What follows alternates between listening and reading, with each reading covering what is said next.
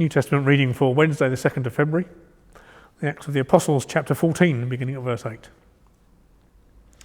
In Lystra there was a man who had been lame from birth and had never been able to walk. He sat there and listened to Paul's words.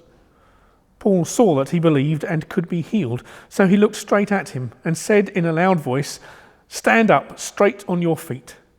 The man jumped up and started walking around. When the crowd saw what Paul had done, they started shouting in their own Lycaonian language, "The gods have become like men and have come down to us."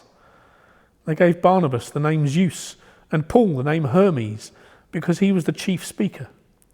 The priest of the god Zeus, whose temple stood just outside the town, brought bulls and flowers to the gate, for he and the crowds wanted to offer sacrifices to the apostles.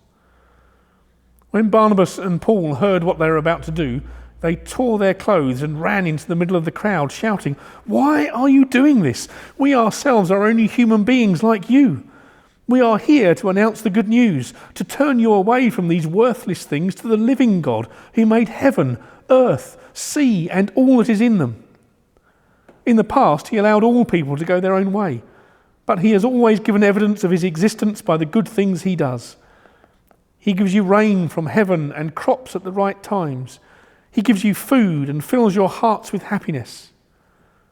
Even with these words, the apostles could hardly keep the crowd from offering a sacrifice to them.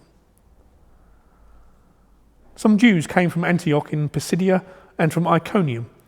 They won the crowd over to their side, stoned Paul, and dragged him out of the town, thinking that he was dead.